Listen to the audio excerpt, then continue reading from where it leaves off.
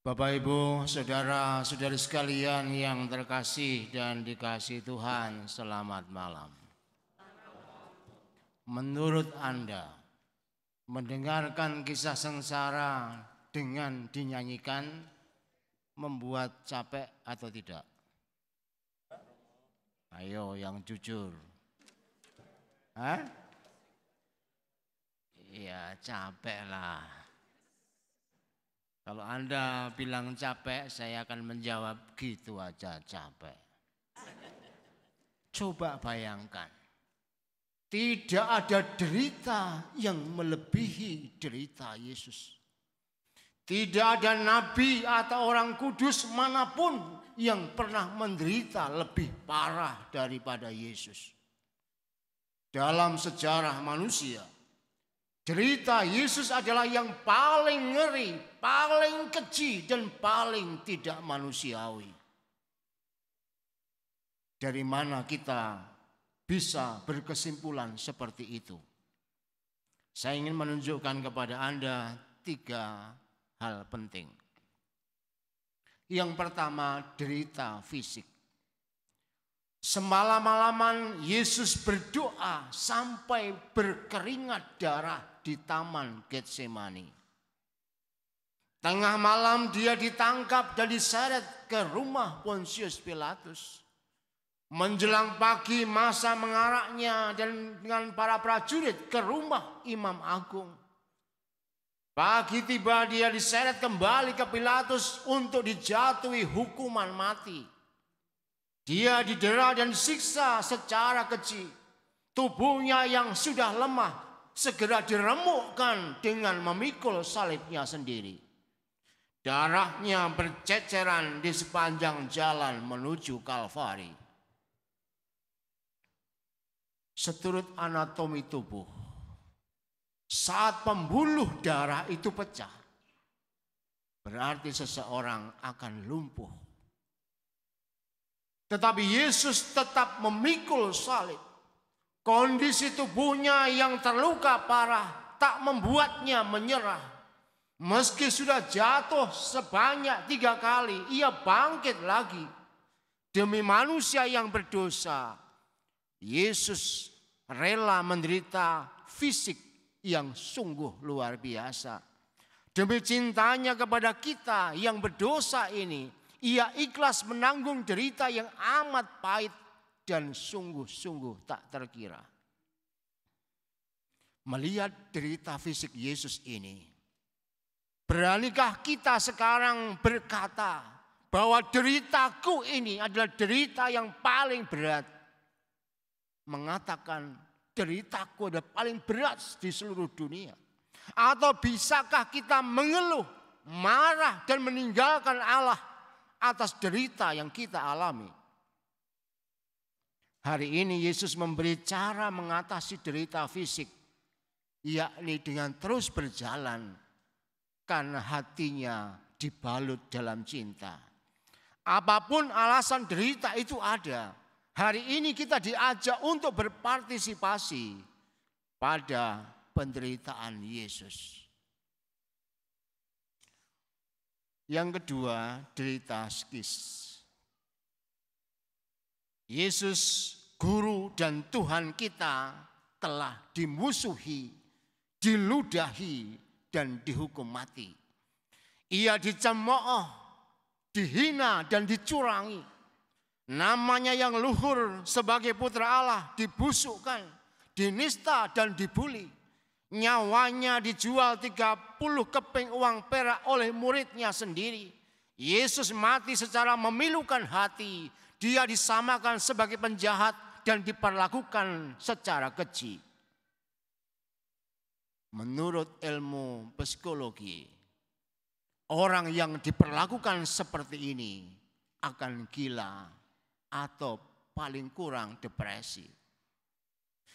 Tidak salah sedikit pun, tetapi ditekan begitu rupa dan diperlakukan sebagai pendosa, pasti jatuh mental tingkat tinggi.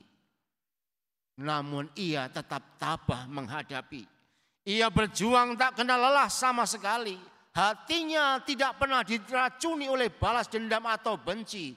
Jawaban atas perlakuan bengis dan fitnah itu adalah doa memohonkan ampun kepada Sang Ilahi.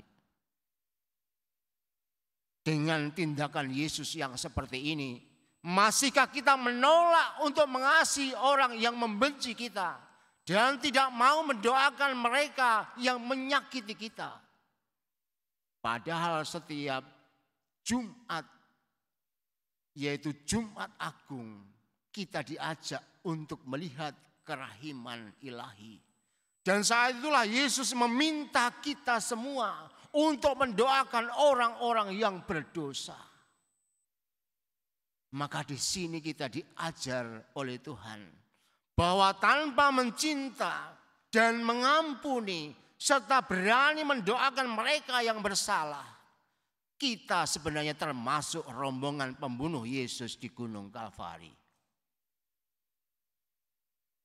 Yang terakhir, derita spiritual.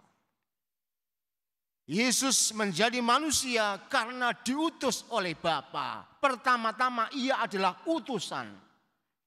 Namun di saat butuh pertolongan dari Bapanya, langit diam. Bapa yang kehendaknya selalu ditaati oleh Yesus justru senyap.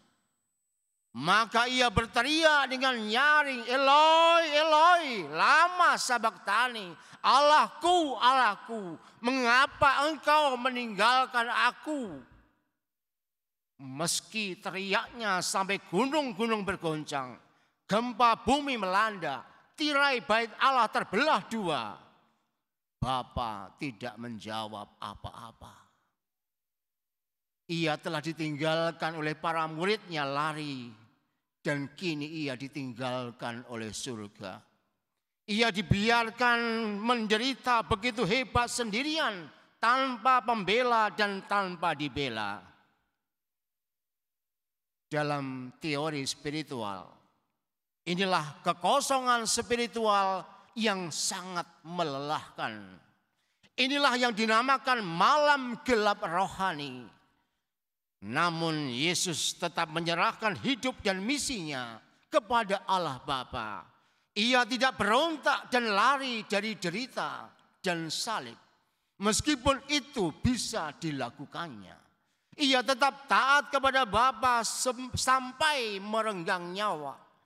Dalam situasi kosong dan gelap yang begitu pekat, ia sungguh mau taat dan setia.